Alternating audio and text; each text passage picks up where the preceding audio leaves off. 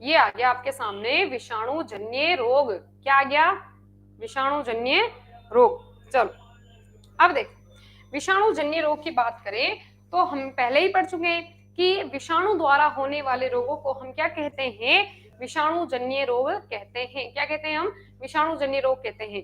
अब यहाँ पर अच्छे से ध्यान से देखेंगे, समझदार बच्चे जो पढ़ाई करने आए हैं वो ध्यान से देखेंगे कि यहाँ पर ट्रिक क्या बन रही है। यहाँ पर मैंने कहा ना, मैं आपके लिए ट्रिक लेके आई हूँ। विषाणुजन्य रोग का मतलब समझ में आ गया, विषाणु द्वारा होने वाले रोग। अब देखो ट्रिक क्या है यहाँ की। ट्रिक है आपके पास में छोटे डीएम का खास चैप्टर। छोटे डीएम का खास चैप्टर, ये आपको ट्रिक याद करनी है। और इस ट्रिक से हम बहुत सारे ऐसे डिजीज को भी याद करेंगे, रोगों को याद करेंगे कि इसका कौन सा किससे रोग बनेगा। मैंने क्या कहा? ट्रिक क्या है? छोटे डीएम का खास चैप्टर। अब ये ट्रिक है, ये याद रखना, बस यही ध्यान रख लेना कि ये वायरस की ट्रिक है, ये वायरस की ट्रिक है। इसके आगे और कुछ जोड़ सकते हो, छोटे डीएम का खास चैप्टर वायरस, वायरोलॉजी, कुछ भी जोड़ सकते हो, है ना, या बी से कुछ और चीजें जोड़ सकते हो, नाम जोड़ सकते हो। तो याद रखने के लिए वो आप एक और काम कर सकते हो, ठीक है ना। तो यहाँ पर देखो ट्रिक क्या है, छोटे डीएम का खास चैप्टर। अब देखो यहाँ पर हम बनाएंगे इनसे रोग। जैसे सबसे पहला शब्द क्या आया है? सबसे पहला जो शब्द आया है छोटे, है ना, छोटे। छोटे से यहाँ पर हो जाएगा छोटी माता रोग। छोटी माता रोग जो कई बच्चों को हो चुकी होगी, है ना, आज तक ये रोग सभी लगभग सभी बच्चों को होता ही आ रहा है ना। और उसके अंदर शरीर के ऊपर चकत्ते बन जाते हैं, फिर एक बार होने के बाद में फिर वो होती नहीं है ना। तो ये भी कौन सा, ये किससे होता है? अच्छा एक चीज ध्यान रखना, मैं सिर्फ आज नाम याद करवाऊंगी, मैं आपको ये नहीं बताऊंगी कि कौन सा किसका रोग वाहक, रोग कारक क्या है, वो अगले नेक्स्ट क्लास में पढ़ेंगे अपन। रोग कारक क्या है, मतलब कि ये छोटी माता रोग किसके द्वारा होती है, वो अपन नेक्स्ट टाइम पढ़ेंगे। अभी हम याद रखेंगे छोटे का यहाँ से शब्द का मतलब क्या है? छोटी माता रोग। ये छोटी माता रोग किससे होता है? अगर आपसे क्वेश्चन पूछ ले जाए कि बताइए छोटी माता रोग जो है वो किससे होता है, ये बैक्टीरिया से होता है, ये वायरस से होता है, ये प्रोटोजोआ से होता है, ये कवक से होता है? तो क्या आंसर करोगे? ये वायरस से होता है, ठीक है ना। ये किससे होता है? ये वायरस के द्वारा होता है। D4 देखो यहाँ पर आया है ना, डी। डी डी का मतलब है डेंगू। डेंगू आप जानते ही होंगे, डेंगू तो बड़ा फेमस रोग है। किसके द्वारा होता है? किसके द्वारा नहीं, अच्छा रोगजनक नहीं पढ़ना है, पर मच्छरों के द्वारा तो फैलता है ना, एडिस इजिप्टाई की वजह से, ठीक है ना। फिर उसके बाद में देखो क्या आया आपके पास में शब्द एम। M for mums. अच्छा यहाँ पर मम्स लिखा है, इसको आप थोड़ा सा मम्स कर देना, है ना, मम्स, ठीक है ना, मम्स, ठीक है। तो एम फॉर क्या हो गया यहाँ पर? मम्स। इसके अलावा भी एक रोग होता है, एक रोग और होता है, इसी को आप और ऑब्लिक नहीं करना चाहिए वैसे यहाँ पर क्योंकि अलग रोग है ये। तो यहाँ पर देखो इसके अलावा एक और रोग होता है मेनिंजाइटिस। मेनिंजाइटिस, मेनिंजाइटिस कौन सा रोग होता है? मेनिंजाइटिस। एम फॉर मम्स और मेनिंजाइटिस दोनों ही आप याद रख लोगे, कर लोगे ना याद, ठीक है। एम फॉर मम्स या मेनिंजाइटिस, रोगों के नाम याद हो जाएगी। ये ट्रिक की वजह से आपको पता चल जाएगा कि कौन सा रोग किसके द्वारा हो रहा है, ठीक है। फिर आता है ख। देखो ख कहाँ पर आया है? का को आपको यहाँ पर क्या करना है? छोड़ देना है। का कहीं दिख रहा है या नहीं दिख रहा है ना, तो का को यहाँ पर, का को क्या कर लेना? साइलेंट कर लेना, अपने को क्या कर लेना है? साइलेंट, ठीक है ना। जैसे कि इंग्लिश में कुछ वर्ड साइलेंट हो जाते हैं ना, है ना, साइकोलॉजी पी से स्टार्ट होती है पर पी को साइकोलॉजी थोड़ी बोलते, पी को साइलेंट कर देना, कर देते हैं ना, वैसे ही का को यहाँ पर साइलेंट कर दो, ठीक है। का कोई मतलब नहीं है। यहाँ पर आ जाओ फिर आगे खास। खास से देखो ख शब्द आ रहा ना, तो ख से अपन क्या बना लेंगे यहाँ पर? खसरा। क्या बोल देंगे इसको? खसरा। फिर उसके बाद में देखो अब से को छोड़ दो भाई, देखो हर एक चीज तो वो नहीं हो सकती, बस एक का को छोड़ दो, एक से को छोड़ दो, फिर इस पूरे वर्ड पे आ जाओ। क्या आ रहा है आपके पास में? चैप्टर। चैप्टर से सी स्टार्ट हो रहा, सी से स्टार्ट हो रहा तो सी फॉर चेचक। सी फॉर चेचक। अगर चेचक की स्पेलिंग लिखोगे तो ये लिखोगे सी एच, तो सी से स्टार्ट होगा ना, उसी तरह से सी फॉर क्या आ जाएगा? चेचक। क्या आ जाएगा आपके पास में? चेचक। फिर उसके बाद में देखो एच आ रहा है, एच फॉर क्या आ जाएगा? हर्पिज। H for herpes. और फिर उसके बाद में आ रहा है ए। क्या आ रहा है? ए फॉर क्या हो जाएगा यहाँ पर? एड्स। एड्स को इस चैप्टर में अपने को बहुत ही डिटेल से पढ़ना है, बहुत डिटेल से इस चैप्टर में अपने को एड्स का रोग पढ़ना है। इसमें किस तरह से होता है, वायरस का नाम क्या है, ये वायरस से होने वाला रोग है, ये तो अपने को पता ही है, बट वायरस का नाम क्या है, वायरस कैसे, वायरस का जीवन चक्र किस प्रकार से होता है। और सबसे इंपॉर्टेंट क्वेश्चन बनता है कि एचआईवी वायरस के द्वारा ये रोग होता है, और एचआईवी वायरस जो होता है वो शरीर की कौन सी कोशिका को नुकसान पहुंचाता है या किस कोशिका को वो मारता है, और उस जिस कोशिका को मारता है ना, वही वास्तव में वही कोशिका जो है अपने शरीर का इम्यून सिस्टम बनाए रखने का काम करती है, और जो मेन कोशिका होती है उसी को जाकर ये मार देता है। जब उसी को जाकर मार देता है तो पूरा शरीर का इम्यून सिस्टम खत्म हो जाता है। किसी को पता है क्या किसको मारता है ये? HIV virus. बोलो। गुड इवनिंग आशीष। थोड़ा फास्ट पढ़ो, ठीक है, फास्ट पढ़ा लूंगी, ठीक है ना। तो एड्स का जो वायरस होता है HIV वायरस, वो किसको मारता है बताओ? 12th क्लास पेपर कब होंगे वो डिपेंड करते हैं आपके बोर्ड एग्जाम्स के ऊपर, कि आपका बोर्ड एग्जाम यानी कि आप किस बोर्ड से हो या आप जो है किस राज्य से बिलोंग कर रहे हो। अभी सबके अलग अलग पेपर होते हैं ना, ठीक है। फिर देखो पी फॉर पोलियो, और पी फॉर क्या हो जाएगा? पोलियो, CHA हो गया, पी हो गया, पी फॉर पोलियो। अब यहां से देखो, यहां से एक बार ध्यान से सुनना मेरी बात, ये ट्रिक व्रिक तो कहीं पे भी मिल जाएगी आपको, लेकिन ये चीज नहीं मिलेगी कि यहाँ पर कौन सा इंपॉर्टेंट है, किसको किस तरह से पढ़ना है, वो चीज मैं बताने जा रही हूँ। बाकी ये तो कहीं भी मिल जाएगी, उसमें तो आप वीडियो रोक के भी इसको उतार के फटाफट कर लोगे, लेकिन क्वेश्चन कैसे कैसे बन सकते हैं वो देखो।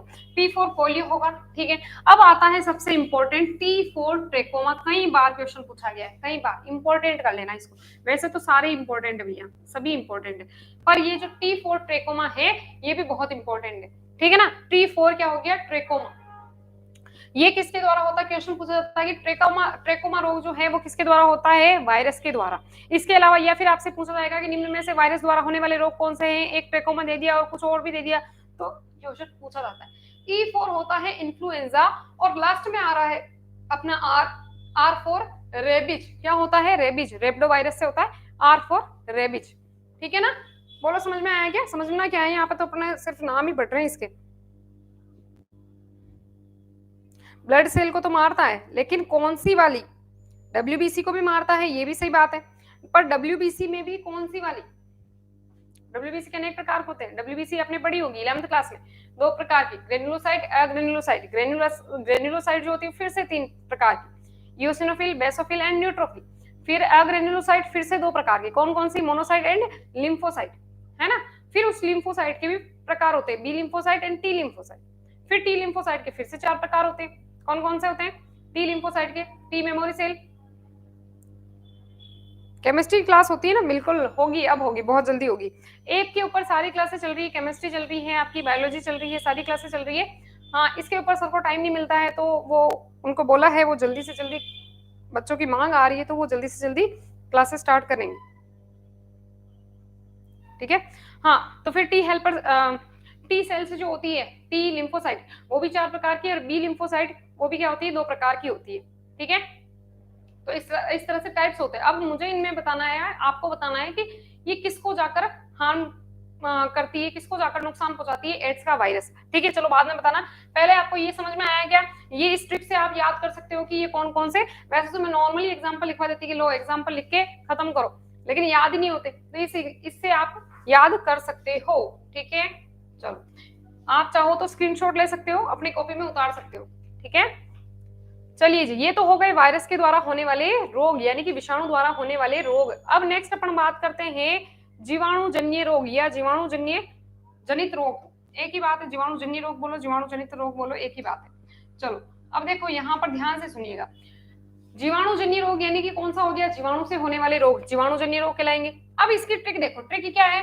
पंडित का ट्रिक न्यू है। क्या है? पंडित का ट्रिक न्यू है। आपके यहाँ पर ट्रिक क्या बनी? पंडित का ट्रिक क्या है? न्यू है। अब यहाँ से देखो, सबसे पहला वर्ड आ रहा है आपके पास में प से आप क्या लिखोगे? प्लेग, यानी कि प्लेग जो होती है बीमारी, वो किसके द्वारा होती है? जीवाणु के द्वारा। फिर आ रहा है आपके पास में डी आ रहा है, डी फॉर डिप्थीरिया। क्या आ रहा है आपके पास में? डी फॉर डिप्थीरिया, ठीक है ना। लास्ट में क्या आ रहा है? यानी कि तपेदिक। अब कुछ बच्चे ध्यान से सुनिएगा, कुछ बच्चों को यहाँ पर तपेदिक नाम बहुत कम सुनने को मिला होगा, तो इसी को हम क्या बोलते हैं? टीबी। क्या बोलते हैं इसी को? टीबी। टीबी यानी कि ट्यूबरक्लोसिस, और टीबी को ही क्या कहा जाता है? तपेदिक कहा जाता है। टी फॉर टीबी, यहाँ पर टीबी भी याद रख सकते हो। मैंने तपेदिक जानबूझकर इसलिए करवाया क्योंकि बच्चों को तपेदिक नाम बहुत कम सुनने को मिलता है, वरना टीबी आप याद रख सकते हो। माइकोबैक्टीरियम ट्यूबरक्लोसिस से होता है ना ये, तो टीबी याद रखनी है आपको, और तपेदिक भी याद रखना है। उसके बाद में क्या आ रहा है आपके पास में, का फॉर यहाँ पर काली खांसी, क्या हो जाएगा, का फॉर काली खांसी। उसके बाद में देखो ये टी है ना, ट्रिक, ट्रिक तो ऐसे लिखवा दिया कि यहाँ पर ट्रिक है तो ट्रिक करवा दिया, बाकी आप क्या याद रखोगे यहाँ पर, टी, क्या याद रखोगे, ओनली टी। टी फॉर क्या हो जाएगा, टिटनेस, क्या हो जाएगा, टिटनेस। उसके बाद में आ रहा है आपके पास में का मतलब यहाँ पर कुष्ठ रोग, यानी कि जिसे अपन लेप्रोसी भी बोलते हैं, क्या बोलते हैं इसको, लेप्रोसी रोग भी बोलते हैं, लेप्रोसी रोग भी बोलते हैं इसको, ठीक है ना, लेप्रोसी।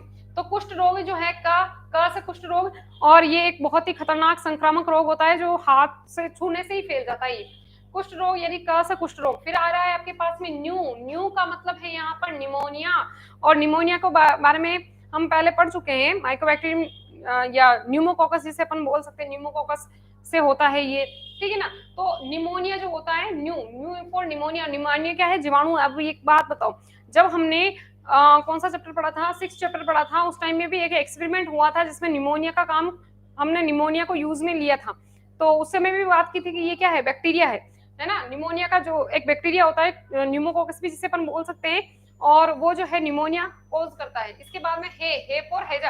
अब देखो इसका एक एक वर्ड जो है यहाँ पर ट्रिक के रूप में, यहाँ पर डिजीज के रूप में काम आ गया, कोई नहीं छोड़ना इसमें, उसमें अपन ने छोड़ दिया था, है ना, इसमें नहीं छोड़ना। पंडित का ट्रिक न्यू है, इसमें इस तरह से आपको याद रखना है। समझ में आई क्या बात, बोलो।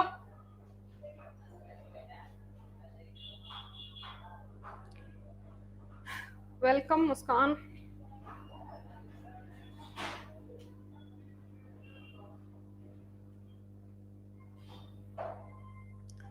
ठीक है, चलिए ये हो गया आपके ट्रिक खत्म, और ये हो गए आपके जीवाणु जन्य रोग, जीवाणु से होने वाले रोग। अब आपसे इसमें से भी क्वेश्चन पूछे जा सकते हैं, बताओ जीवाणु जन्य रोग कौन कौन से हैं, ऐसा तो कोई क्वेश्चन पूछेगा नहीं, ठीक है ना। इसके अलावा 4 ऑप्शन दे दिए, एक जीवाणु जन्य रोग दे दिया, ऊपर लिख दिया, बताओ निम्न में से जीवाणु जन्य रोग कौन सा है ना। इस तरह से आपसे क्वेश्चन पूछा जा सकता है। चलिए अब नेक्स्ट अपन बात करते हैं प्रोटोजोआ जन्य रोग। ये तो बेचारे कम ही आते हैं, सबसे इंपॉर्टेंट एक ही याद रखना है यहाँ पर, सबसे ज्यादा इंपॉर्टेंट जो है इसमें से प्रोटोजोआ जन्य रोग, है ना। प्रोटोजोआ जन्य रोग जो होता है उसकी ट्रिक आपको याद रखनी है, सोपा पे काम, क्या है, सोपा पे काम। अब यहाँ पर सबसे ज्यादा इंपॉर्टेंट क्वेश्चन यहाँ से कई बार पूछा जा चुका है, वो आपको याद रखना है, मैं भी बताऊंगी। जैसे सबसे पहले सोपा, स आ रहा है ना, से फॉर सोने की बीमारी, से क्या बनेगा, सोने की बीमारी, ठीक है ना। यानी कि इसी को हम क्या बोलते हैं, निद्रा रोग भी बोलते हैं, क्या बोलते हैं, निद्रा रोग। सीसी मक्खी इसको फैलाती है, इसके रोगवाहक को, और इसकी वजह से स्लीपिंग सिकनेस बोलते हैं, स्लीपिंग सिकनेस इंग्लिश में बोलते हैं, स्लीपिंग सिकनेस। तो इसकी वजह से वो व्यक्ति को इतनी ज्यादा नींद आती है, इतनी ज्यादा, हालांकि इतना अपने इधर है ही नहीं, अपने इधर ये नहीं, सीसी मक्खी वो उधर दूसरे देशों में पाई जाती है, अफ्रीका की तरफ उधर होती है, तो अपने इधर है ही नहीं वैसे भी, ठीक है ना। लेकिन फिर भी इससे क्या होगा, सैप और सोने की बीमारी, यानी कि इससे होता है निद्रा रोग। फिर पा फॉर पायरिया, पायरिया का नाम सुना होगा बहुत बार, क्या होता है, दांतों का रोग होता है, दांत गिरने लग जाते हैं, ठीक है। फिर आता है पे, ये आ रहा है ना, पा फॉर पायरिया, फिर आ रहा पे फॉर पेचिश, पेट का दर्द, पेट का से संबंधित रोग जो होता है, पे फॉर पेचिश। फिर आ रहा है आपके का फॉर क्या हो गया, कालाजार, क्या हो गया, कालाजार, यूरिन का कलर जो होता है वो काला काला हो जाता है इसके अंदर, ठीक है। अब सबसे इंपॉर्टेंट आता है अपना मलेरिया, सबसे इंपॉर्टेंट है भैया, एक तो ये ध्यान रखनी है आपको बात, सबसे इंपॉर्टेंट क्या है, मलेरिया, एम फॉर मलेरिया। यहाँ पर देखो मलेरिया जो है, इस रोग को अपने को पूरे चैप्टर के अंदर एक बहुत बड़ा सा टॉपिक आने वाला है मलेरिया का, कई बार क्वेश्चन पूछा जा चुका है, रोगवाहक कौन सा होता है, रोग कारक कौन सा होता है, सबसे खतरनाक इसका कौन सा रोग कारक होता है ना, जीवन चक्र के बारे में बहुत बार क्वेश्चन पूछा जा चुका है। तो बहुत बहुत बहुत वेरी वेरी इंपॉर्टेंट लगा देना। अभी जो बच्चे बोल रहे थे ना कि मैडम वेरी वेरी इंपॉर्टेंट वाले भी बताओ कि इसमें से इंपॉर्टेंट टॉपिक कौन सा है, तो आपसे पूछा जा सकता है कि मलेरिया रोग जो है वो किसके द्वारा होता है, तो क्या बताओगे, प्रोटोजोआ के द्वारा होता है, प्रोटोजोआ के द्वारा मलेरिया रोग होता है। या आपसे क्वेश्चन पूछा जा सकता है कि उल्टा भी पूछा जा सकता है कि मलेरिया द्वारा निम्न में से कौन सा रोग होता है, तो कौन सा होता है, प्रोटोजोआ द्वारा कौन सा रोग होता है, तो क्या बताओगे, मलेरिया। आगे बात समझ में, बहुत इंपॉर्टेंट क्वेश्चन आ सकता है। इसके अलावा हमें इस पूरे मलेरिया को बहुत डिटेल में इस चैप्टर में पढ़ना है, बहुत डिटेल में, बहुत ध्यान से और बहुत अच्छे से अपन इसको पढ़ेंगे, है ना। बहुत अच्छी अच्छी चीजें आएगी इसके अंदर, ठीक है। मिटा दूं, चलो अब देखो, स्क्रीनशॉट ले लेना है ना फटाफट से। नेक्स्ट आता है अपने पास में कवकजन्य रोग। क्या आता है? कवकजन्य रोग। अब कवकजन्य रोग जो है उसके पहले तो आप ट्रिक देख लो एक बार। कवकजन्य रोग जो है, कवकजन्य रोग की क्या है? गंजा दमाद खाए फुट, मतलब लात। फुट यानी क्या होगा? पैर। पैर का मतलब क्या? लात है। दामाद गंजा है तो उसको लाते खिलाएंगे, है कि नहीं? तो गंजा दामाद खाए फुट, ये क्या हो गई? इसकी ट्रिक हो गई। किसकी? कवकजन्य रोग। यानी कि अब पता तो है ना कवकजन्य का मतलब क्या है? कवक के द्वारा, है ना, फंजाई के द्वारा या फफूंद के द्वारा जो रोग होते हैं उसे अपन कवकजन्य रोग कहते हैं। अच्छा बताओ, इसका सबसे पहला आ रहा है शब्द गंजा। गंजा का मतलब यहाँ पर है गंजापन, यानी कि बाल उड़ जाते हैं, टकले हो जाते हैं। नाम से पता चला गंजा यानी गंजा हो जाएगा। कवक अगर लग जाए तो बाल उड़ जाते हैं और वो आदमी जो है वो टकला हो जाता है, ठीक है। गंजापन। दामा, यहाँ पर आया ना दामा, दामा पूरा द नहीं याद रखना, दामा या है। दामा से होता है दमा, दमा यानी कि अस्थमा, सांस की बीमारी, ठीक है। फिर उसके बाद में आया लास्ट में द फॉर यहाँ पर दाद। ये तो सभी को पता है ना, ठीक है। ये तो सभी को पता है ना, द फॉर दाद होता है, या नहीं ये तो नहीं पता द फॉर दाद होता है, लेकिन ये तो सभी को पता है कि दाद जो होता है वो किसकी वजह से होता है? फंजाई या कवक की वजह से। खाए, यहाँ पर शब्द आए हैं ख से या खाए से क्या रखना है आपको? खुजली, खाज खुजली। खाज खुजली याद रखना, खुजली हो जाती है पूरे शरीर के ऊपर, ठीक है।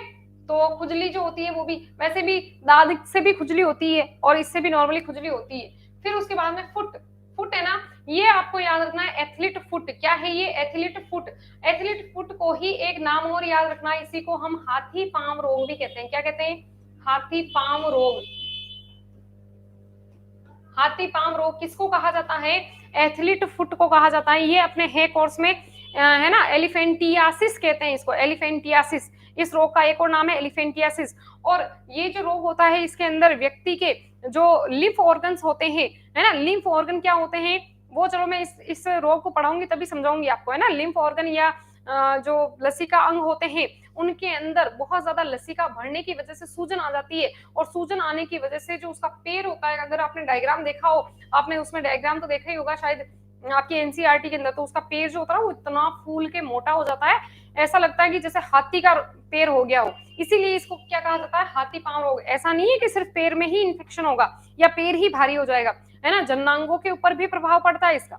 जननांग भी सूज जाते हैं और हाथ पैर जहां जहां लसिकांग या लसिका गांठें जहां पर होती है वहां वहां पर इसकी सूजन जो है वो बढ़ जाती है, ठीक है। एनसीईआरटी में है बिल्कुल। जब मैं ये टॉपिक पढ़ाऊंगी ना आपको, जब टॉपिक पढ़ाऊंगी तो इसका डायग्राम वायग्राम सब साथ में लेकर आपको पढ़ा दूंगी, सब दिखाऊंगी मैं आपको, है ना, ठीक है।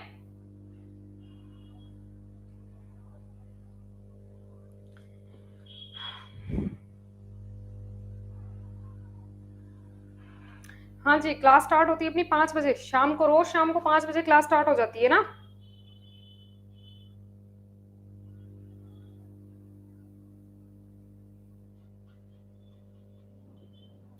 बहुत बहुत बधाई हो तुषार।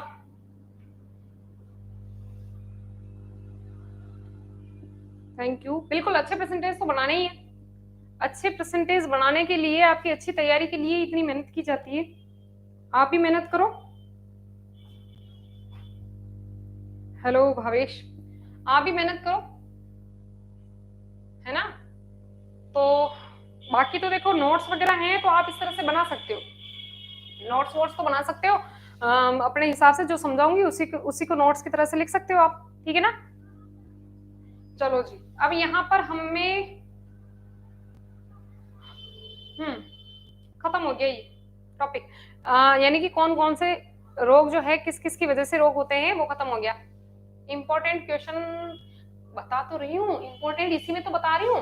क्या बता रही हूँ मैं इंपॉर्टेंट? कि भाई कि कौन कौन सी चीज यहाँ पर क्या क्या पूछी जाती है जैसे जैसे मैं टॉपिक पढ़ाऊंगी, जैसे जैसे मैं टॉपिक पढ़ाऊंगी, टॉपिक के साथ साथ में ये बताऊंगी कि ये इंपॉर्टेंट है और किस टाइप का यहाँ से क्वेश्चन बनेगा।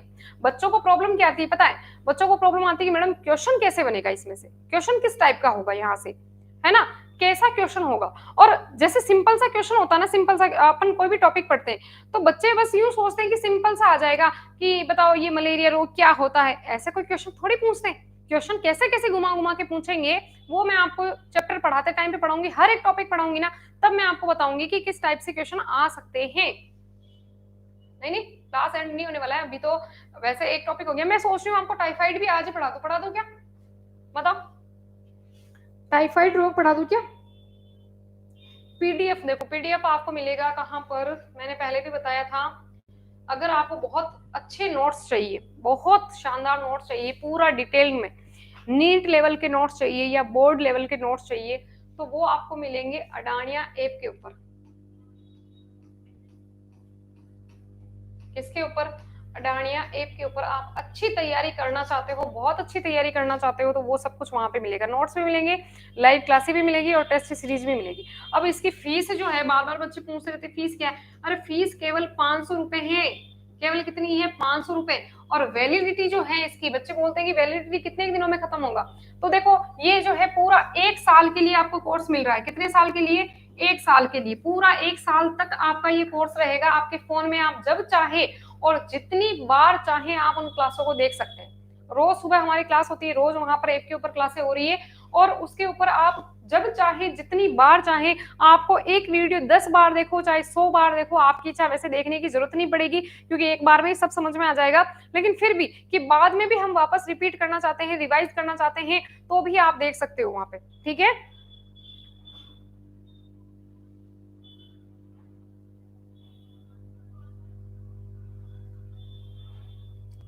चलिए जी, अब हम स्टार्ट करते हैं हमारा जो रोग है। कौन सा रोग हो गया? अब हम स्टार्ट करते हैं, स्लाइड को यहाँ रखने दो मुझे।